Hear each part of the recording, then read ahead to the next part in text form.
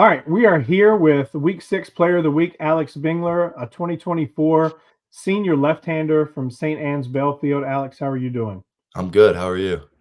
Good, good. Happy, I guess I know what belated birthday is, but I guess happy early birthday. You got a birthday Thank you. coming up Thank you. Tuesday, right?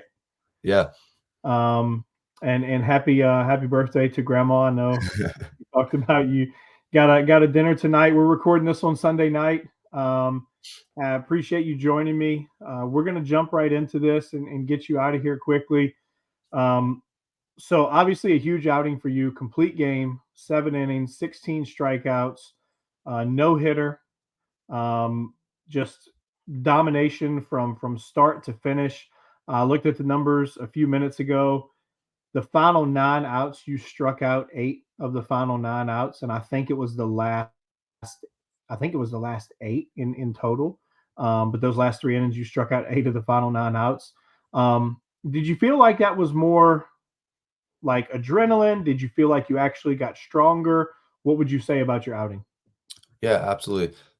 As the game went on, it was 0-0 until the last inning, and we knew it was going to be a rubber match going into that game. Um, you know, Great pitching on the Trinity side, two great arms, some of the better arms we'll see all year for sure. But the end of the game, it was a lot of adrenaline was flowing, but I think it really just helped with the last inning. Um, yeah, it was I don't I don't know. It was great. No, the and how do you say Charlie's last name? Is it Posick? Posick, Posick. Okay. So obviously that was huge, and I'm sure that gave you just an extra boost that you probably needed towards the end of that game. Um, Huge swing. I'm gonna show the video here, and we can talk over it. Um, but obviously this was early on. The fastball was just running away from hitters. This is actually all 16 strikeouts. The video we put out yesterday. Right there, you saw the curveball. What do you think? You tried the slider early, and it was firm, and it just seemed like you didn't have feel for it. But then you started going to the curveball. Was that a you decision? Was that a joint decision between you and the coaching staff? Like, how did that come about? Yeah, it was definitely a joint decision after the first inning. The slider just really wasn't the velo was there on it, just wasn't really breaking. But, in the bullpen before the game, the curveball was really looking good, so we just decided to make the switch over in the second inning to the curveball. Yeah, and I know Jordan talked to me a few weeks before, and he talked about it on the podcast the other week when you threw at Stewart. He talked so highly of the slider. So that just goes to show you, pitchers every single outing is going to be different, right? Like one week fastball might not be there, you might not have as much command of it or whatever, or one week the slider might not be there. So obviously having that curveball to lean on, and you threw, especially I think it was that third strikeout. I want to say it was the lead off of the second inning. You started going a little bit deeper in that count. The hitter fouled a couple off, and you broke the breaking ball off. It was pretty good. Definitely, nobody was looking for it at that point. Um, Now, what would you say? There's been a fairly significant turnaround at Stab, as far as the record, and kind of the aura and feeling around the program. What would you say are some things that you would attribute that to? We definitely worked really hard, on and off the field in the weight room in the off season. Just getting to know we have a bunch of new faces on the team, just getting to know everybody. The Our team chemistry right now is it's very high, which definitely is helping us stay hot right now.